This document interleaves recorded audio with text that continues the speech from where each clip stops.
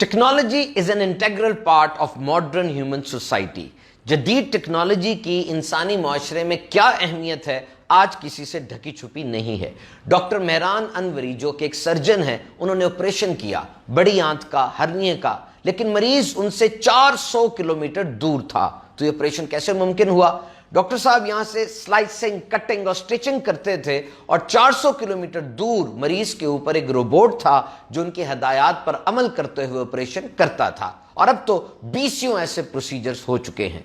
बड़े बड़े स्टोर्स में ऐसी सेंसिटिव आर्टिफिशियल इंटेलिजेंस की टेक्नोलॉजी मौजूद है कि अगर कोई स्टोर से चीज चुपके से चुराना चाहेगा, वो सीसीटीवी कैमरा सिक्योरिटी को मैसेज कन्वे कर देगा और चोर को पकड़ लिया जाएगा।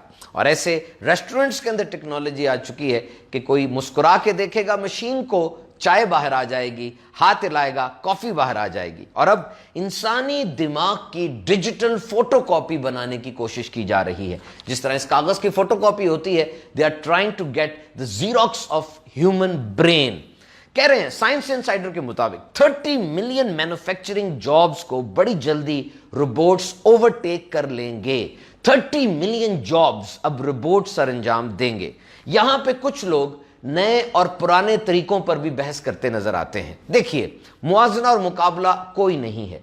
पहले ऐलान कोई करना होता था, राब्ता करना होता था, मैसेज देना होता था तो धुआं जलाया जाता था, ड्रम बजाया जाता था, फिर कबूतर आए जिनके जरिए पैगाम रसानी होती थी। खत वाला दौर आपको याद होगा, लिफाफा खरीदो, स्टैंप लगाओ, फिर उसको डाक के जरिए भेजो, फिर जवाब का इंतजार करते रहो। और अब ईमेल भेजते हैं, विद इन सेकेंड्स आपको जवाब मौसूल हो जाता है। तो इससे मतलब सामने आया कि these technology are for the benefit of human mankind. ये सारी टेक्नोलॉजी हमारे फायदे के लिए है। मसला ये है कि इसका इस्तेमाल कैसा किया जाता है। बीइंग ए मुस्लिम हमारे सामने तो कॉन्सेप्ट बहुत क्लियर है कि हमारा दीन इस्लाम हमें किस चीज की इजाजत देता है और किस चीज से रोकता है। तो हमें चाहिए कि जब भी मॉडर्न टेक्नोलॉजी का कोई गैजेट, कोई मशीन हमारे पास आए, हम उलमा इकराम और मुफ्तियान इकराम से राब्ता करें, उनसे पूछें। और इसके लिए कुरान और सुन्नत की आलमगीर मदनी तहरीक दावत इस्लामी का मदनी माहौल हमारे लिए बहुत बड़ी रहनुमाई है। एक शोबा है दारुल इफ्ता अहले सुन्नत, इसकी ऑनलाइन रहनुमाई भी मौजूद है। मदनी चैनल के जरिए भी आप रहनुमाई हासिल कर सकते हैं और फोन भी इसमें कर सकते हैं। आपको इंशाअल्लाह उलमा रहनुमाई फराहम करेंगे। और दूसरा पहलू इत्तदाल का है, मियाना रवि, ना अफरात ना तफरीत, ना बहुत ज्यादा ना बहुत कम, but the middle path which is the best optimal. हमारे आका सल्लल्लाहु ताला अलैहि वसल्लम के अक़वाले ज़री यही हैं, आपकी टीचिंग्स हमें यही है